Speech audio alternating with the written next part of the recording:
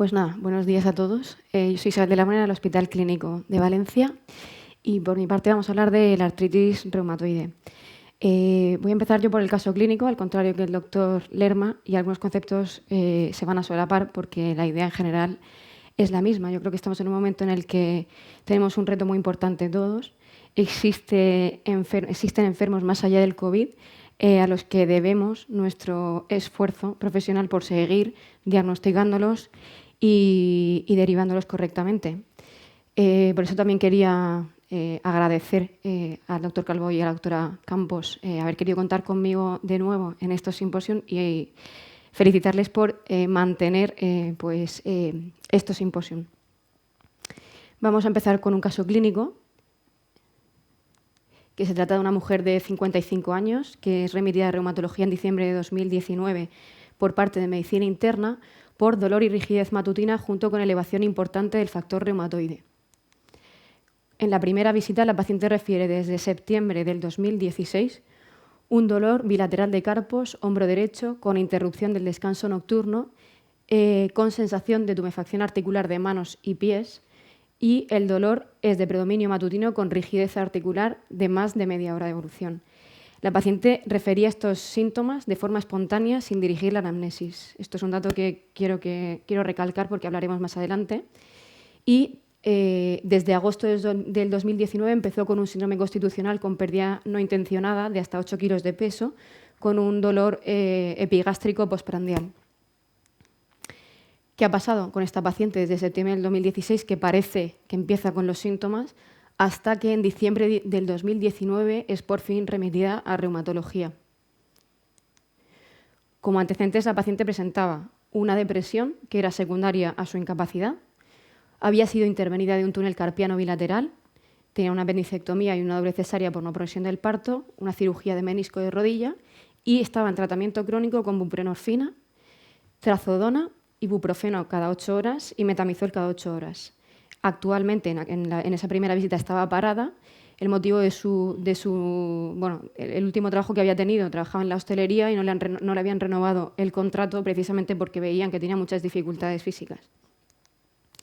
En la exploración física en esa primera consulta presentaba una extensión dolorosa y limitada de los codos con una ocupación de la fosa olecraniana, una tumefacción bilateral de carpos, una tumefacción bilateral de la segunda y tercera metacarpofalángicas, aunque no eran dolorosas, un discreto derrame articular bilateral de rodillas y una tumefacción preauricular temporomandibular derecha. Tenía, estas son las siglas que utilizamos en los informes, también por si, es importante saberlo, y lo que nos referimos con esto es el número de articulaciones dolorosas y el número de articulaciones tumefactas. Las exploraciones complementarias que presentaba la paciente para destacar en esa primera visita presentaba un factor reumatoide de 113, un antipéptido citrulinado de 49, unos ANA positivos a título 1280 y una elevación de la PCR. Esta era su radiografía de manos en esa primera visita, en la que destaca una osteopenia yuxtaarticular, una osteopenia también en carpos, una disminución del espacio articular radiocarpiano con una erosión muy grosera en el en el radio de la mano izquierda. Con lo cual, en esta primera visita, sin más exploraciones complementarias, ya podemos diagnosticar a la paciente una artritis reumatoide seropositiva y erosiva, probablemente de 3 años y medio de evolución, sin tratamiento específico. Le empezamos tratamiento en esa primera visita con corticoides y metotrexate con intención de escalada rápida, pero antes de la revisión, la paciente tiene una caída normal, se tropieza por la calle, se cae desde su propia altura y tiene una fractura de tercio proximal del húmero. Con lo cual, al diagnóstico anterior se añade un diagnóstico de osteoporosis en una mujer de 55 años. Pero insisto, ¿qué ha pasado entre medias? O sea, ¿qué ha pasado aquí? ¿Qué ha pasado con esta paciente? Pues lo que pasó fue que inicialmente fue consultando por dolor, se le fue escalando el tratamiento del dolor, se le pidió una resonancia del hombro, probablemente porque empezó con ese dolor nocturno que no gustaba, y en esa resonancia del hombro apareció además de un pequeño derrame articular con extensión al receso subescapular, una adenopatía axilar. Entonces, la paciente fue remitida probablemente con sospecha de malignidad al servicio de medicina interna. Se le estudió la adenopatía, se le pidió una ecografía, una biopsia de la adenopatía, no salió nada relevante, una adenopatía reactiva. Se le amplió el estudio y entonces ya se le pidió la autoinmunidad y fue cuando fue remitida a nuestra consulta. Pero simultáneamente se remitió también a otorrino por la presencia de esa tumoración preauricular. Y ahí fue cuando empezó también con el síndrome constitucional. Vamos a hablar ahora de las moralejas de este caso clínico y vamos a hacer un poco la revisión de esta enfermedad, ¿no?, de la artritis reumatoide. Hablaremos de estos ítems y vamos a empezar por las generalidades, el diagnóstico, los factores pronósticos de la enfermedad. La artritis reumatoide es la forma más común de artritis inflamatoria. Se produce y afecta a articulaciones diatrodiales. Las articulaciones diatrodiales son aquellas que están recubiertas por una membrana sinovial y esa membrana sinovial es la diana de la inflamación de la enfermedad. La etiología es desconocida, aunque se sabe que sujetos con una base genética determinada hay unos determinados triggers que pueden desencadenar o provocar el desarrollo o el inicio de la enfermedad, como pueden ser infecciones virales, infecciones bacterianas o el tabaco, entre otros. Afecta predominantemente a las articulaciones de las manos y los pies de forma más frecuentemente, pero cualquier articulación diatrodial o con membrana sinovial, como pueden ser también tendones con vaina sinovial, pueden presentar síntomas. La artritis reumatoide a medio y largo plazo produce una discapacidad funcional muy importante. Los pacientes con esta enfermedad tienen esperanzas de vida reducidas respecto a la población general, tienen un deterioro importante de su calidad de vida y tanto la discapacidad como los tratamientos que se necesitan para el control de la enfermedad, etcétera, supone un alto coste sociosanitario. La incidencia anual es de en torno a 20-25 casos por cada 100.000 habitantes y la prevalencia que se calculó en un estudio que se realizó por la Sociedad Española de Reumatología, un estudio epidemiológico, en el 2016, estimaba que en España había en torno a 220.000 430.000 personas con artritis reumatoide en la población mayor de 20 años. La historia clínica de la enfermedad es heterogénea. Generalmente comienza de una forma insidiosa, de ahí también el reto diagnóstico de reconocer cuanto antes a estos pacientes, porque puede no ser fácil. La enfermedad puede comenzar en forma de una afectación monoarticular, oligoarticular o en forma de un reumatismo palindrómico, pero generalmente a lo largo de la evolución de la enfermedad desarrolla una poliartritis simétrica que diríamos que es el patrón prototipo de la artritis reumatoide. Estos son los criterios de clasificación en el que se incluyen varios ítems. Por una parte, ítems clínicos en cuanto al número de articulaciones y cuáles son las que están comprometidas.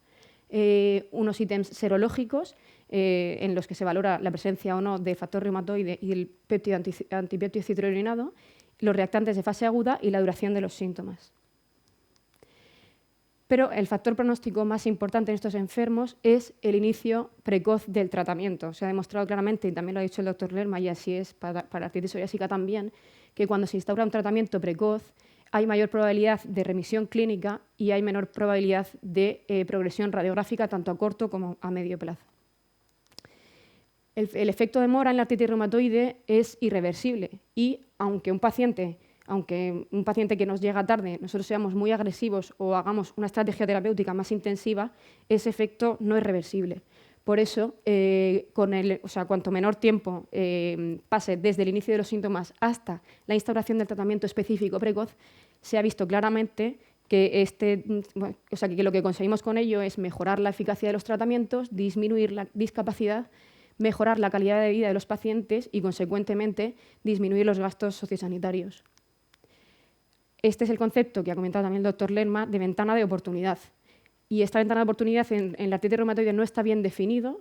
Algunos autores recomiendan que esta ventana de oportunidad se sitúe en torno a las 12 primeras semanas desde el inicio de los síntomas y, idealmente, las guías europeas recomiendan que la demora no sea más allá de las 6 semanas, lo que supone un reto muy importante porque en el viaje desde el inicio de los síntomas hasta el inicio del tratamiento hay muchos gaps en el que el paciente puede ser que no reconozca, empezando por el propio paciente, que no reconozca su propia enfermedad. Y yo creo que aquí también, en el momento en el que nos encontramos, la población general tiene mucho miedo a consultar, con lo cual tenemos que tener en cuenta que es probable que ahora se nos alarguen estos tiempos, pero posteriormente, cuando el paciente comienza a consultar con el médico de atención primaria, es muy importante que reconozcamos que pueda haber una artritis reumatoide para derivar cuanto antes a reumatología e intentar un diagnóstico y un tratamiento lo más precozmente posible. Lo que tenemos muy claro todos es que cuando nos llega un paciente con una tumefacción articular, lo que no queremos es que se lleguen a estas deformidades que son pues, limitantes de una forma muy importante. Para eso nosotros también, cuando tenemos diagnosticado a un paciente con artritis reumatoide, tenemos distintas maneras de monitorizar la enfermedad. Utilizamos unos índices compuestos de actividad en los que se valoran pues, el número de articulaciones dolorosas, tumefacta, la valoración global del paciente, los reactantes de fase aguda. Esos ítems nos ayudan a graduar la enfermedad en alta, moderada o baja actividad y remisión, que sería el objetivo principal que nos planteamos en un paciente que nos llega con artritis reumatoide. Y nuestra forma de plantear los tratamientos es mediante una estrategia terapéutica por objetivos, en el que vamos muy dirigidos a intentar meter al paciente en remisión lo más rápidamente posible. Vamos a comentar ahora algunas exploraciones complementarias y algunos datos importantes de la exploración física referidos a la paciente, del caso previamente descrito, y hablaremos de los anticuerpos específicos de la artritis, algunos datos sobre las exploraciones de imagen y algunos datos sobre la exploración física. Sabéis que el factor reumatoide es un anticuerpo dirigido frente a la fracción constante de la inmunoglobulina G.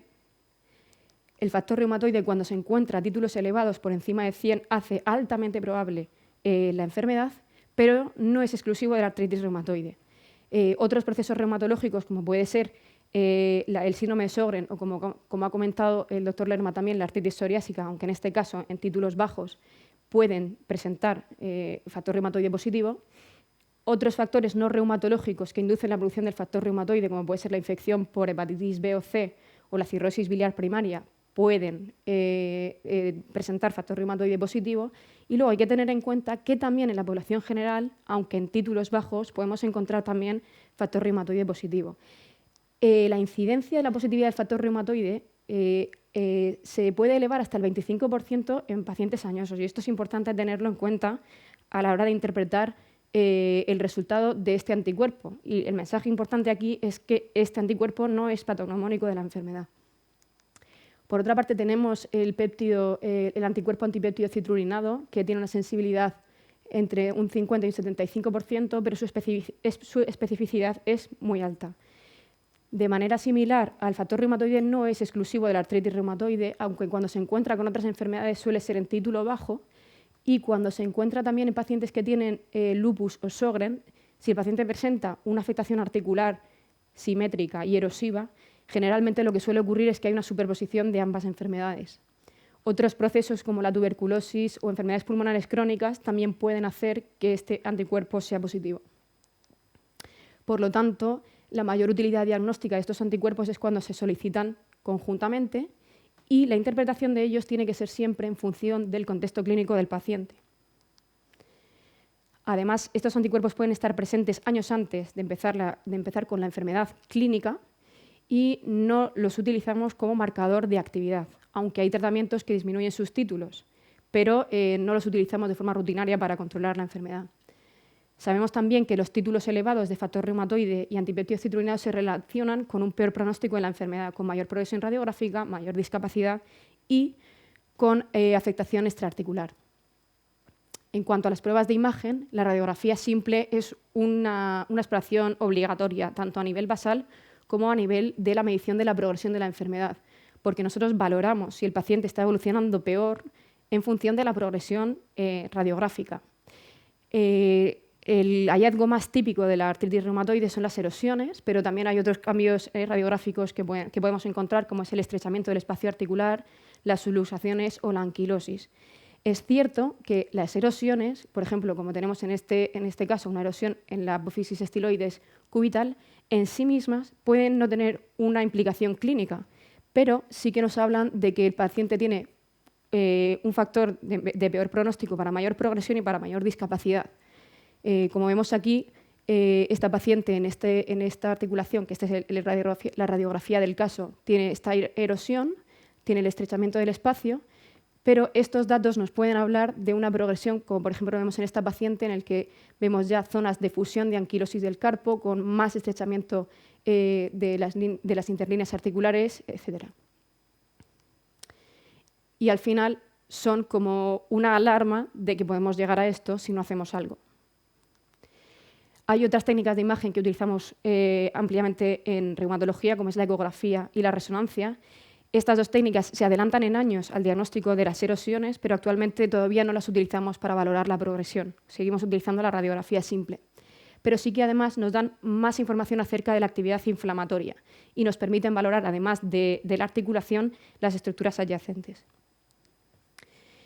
Volviendo al caso clínico, la paciente la pudimos diagnosticar en esa primera visita sin necesidad de más exploraciones, porque pues, bueno, los criterios de clasificación cumplía el ítem máximo de todos ellos, pero además sabíamos ya en esa primera visita, podíamos sacar muchas conclusiones de esa paciente. La primera conclusión, conclusiones pronósticas, de mal pronóstico, porque ya tenía un daño radiográfico, porque tenía marcadores inflamatorios elevados y porque tenía un factor reumatoide a títulos altos. Y además sabíamos ya en esa primera visita que tenía menor probabilidad de respuesta a los tratamientos y que iba a ser mucho más difícil conseguir la remisión. ¿Por qué? Pues precisamente porque habíamos perdido esa ventana de oportunidad. ¿Pero qué pasó? O sea, ¿qué pasó? Yo cuando vino esta paciente a la consulta pensaba, ¿pero cómo es posible? Porque hubo muchos elementos distractores en esta paciente. Por una parte el dolor, por otra parte la adenopatía y por otra parte ese bulto preauricular que vamos a desarrollar ahora un poco. Y en primer lugar el dolor. El dolor es un síntoma guía a explorar. Si un paciente nos entra por urgencias con dolor torácico, le hacemos preguntas. Le preguntamos cómo es el dolor, opresivo o no opresivo, qué síntomas le acompañan, desde cuándo lo tiene, cómo se ha desencadenado. Pues en el dolor musculoesquelético tenemos que hacer exactamente lo mismo. Generalmente el dolor inflamatorio es un dolor de inicio insidioso, de predominio nocturno o matutino, que asocia rigidez matutina de más de media hora y que además no mejora con el reposo, como se ha comentado anteriormente. Es que la paciente tenía todos estos síntomas. Lo mismo ocurre con la adenopatía. La adenopatía no estaba ella sola ahí, se acompañaba de algunos síntomas. Igual si presentaba cuando tenemos una persona con una adenopatía le hacemos preguntas de pues eso, si tiene síntomas B, si tiene cansancio, si tiene síndrome constitucional, pero es que el síntoma guía de esta paciente era el dolor. La biopsia, el resultado de la biopsia era una adenopatía reactiva inespecífica y hay que saber que está descrita la presencia de estas adenopatías en pacientes con afectación inflamatoria sistémica o local y que además están en relación con índices de actividad, con lo cual es un marcador de actividad inflamatoria en esta paciente. Pero es que además esa resonancia de hombro ya nos hablaba de la presencia de un derrame articular. Y luego, por otra parte, quería comentar un par de cosas acerca de ese bulto, porque es verdad que en muchas ocasiones los pacientes pues refieren efectivamente el término bulto para referirse pues, a algunas lesiones, ¿no? Y que es otra cosa que tenemos que aprender a indagar. En primer lugar, hablar un poco de la articulación temporomandibular, porque la articulación temporomandibular también es una articulación diatrodial que está cubierta por una membrana sinovial, con lo cual susceptible de afectarse en la artritis reumatoide.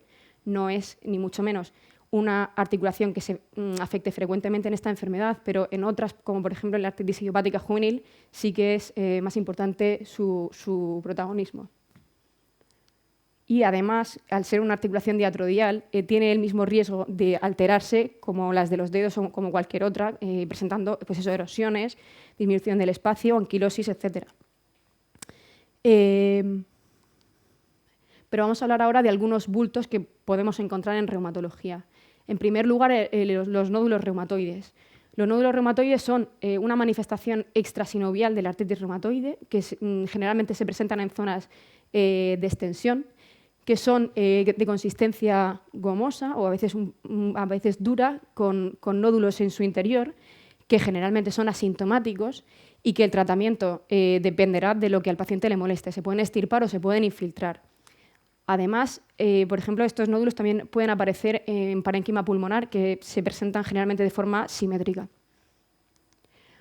Otro bulto que es frecuente encontrar en reumatología son los gangliones. Los gangliones son unos quistes sinoviales que dependen de la sinovial articular o de la sinovial tendinosa, con lo cual, además del famoso en la zona dorsal del carpo, los podemos encontrar a nivel articular en los dedos, pequeñas lesiones nodulares pequeñitas, duras. A veces se reabsorben espontáneamente y el tratamiento es lo mismo. Dependiendo de lo que al paciente le moleste, pues infiltrarlos o quitarlos quirúrgicamente.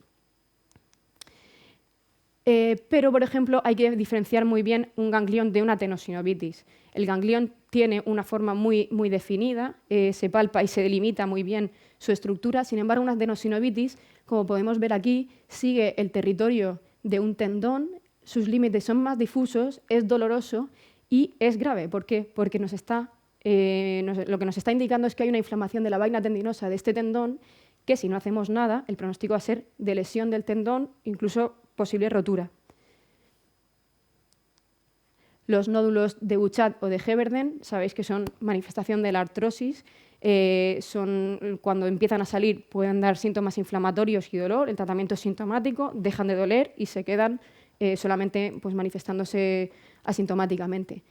Otro bulto puede ser una presencia de un tofo ante una duda de un paciente con una hiperuricemia y lesiones de este tipo. Pues, bueno, de este tipo es un poco extremo, pero bueno, si lo más eficiente o el gol estándar sería hacer un aspirado de la lesión y encontraríamos cristales de ácido úrico. Y la sinovitis, como vemos aquí, pues es una tumefacción localizada en una zona articular, también de bordes difusos, dolorosa al tacto, con la que también tenemos que hacer algo. ¿Por qué? Porque esta inflamación no tratada, pues a largo plazo va a suponer pues, un daño estructural. Vamos a hablar ahora de algunas manifestaciones extrasinoviales. Hasta el 40% de los pacientes con artritis reumatoide en algún momento de su enfermedad va a presentar alguna manifestación extrasinovial. Nuestra paciente tenía muchas, empezando por las adenopatías, que ya las hemos comentado, y ese síndrome constitucional que no era otra cosa sino la manifestación de una inflamación mantenida durante muchos años. Además, se había intervenido de un túnel carpiano bilateral, que es un síndrome neurológico compresivo, que en un paciente con una sinovitis de un carpo puede ser una manifestación, y tenía una depresión secundaria a su enfermedad. Se ha visto claramente que la incidencia de la depresión está relacionada con el tiempo en el que conseguimos que el paciente entre en remisión. Pero, por otro lado, la paciente, al poco tiempo de verla en la consulta, sufrió una fractura humeral del tercio proximal. ¿Esa fractura fue fortuita? Pues, hombre, sabemos que los pacientes con artritis reumatoide, debido a su inmovilización y debido al tratamiento con corticoides, podemos intuir ya que tienen dos factores que favorecen la osteoporosis, pero es que la inflamación articular, la inflamación sistémica de la propia enfermedad de la artritis reumatoide también tiene un papel en la resorción ósea, mediado fundamentalmente por el TNF y por la interleuquina 1. Y además es que en eventos clínicos sabemos que los pacientes con artritis reumatoide tienen aumentado el riesgo de fractura tanto vertebral como de cadera y que además tienen densitometrías más bajas. Por eso en la herramienta FRAX se incluye como un factor independiente. Hemos visto manifestaciones extraarticulares, consecuencias de la actividad inflamatoria de la enfermedad. También podemos tener manifestaciones derivadas de los efectos secundarios de los tratamientos, pero hay también manifestaciones extrasinoviales propias de la enfermedad, de la propia artritis reumatoide.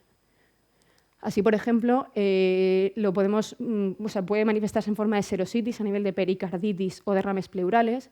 A nivel respiratorio también, además de los nódulos reumatoides que hemos comentado anteriormente, parenquimatosos, podemos encontrar neumopatía intersticial difusa. A nivel cutáneo, los nódulos de Heberden. Puede asociarse un síndrome de Sjögren o un síndrome seco sin necesidad de un síndrome Sjögren. A nivel ocular podemos tener una queratitis seca, una escleritis o una queratitis. Y a nivel cardiovascular y hematológico podemos encontrar citopenias y sabemos que estos pacientes tienen elevado riesgo cardiovascular que se traduce también en datos de eventos y de mortalidad respecto a la población general.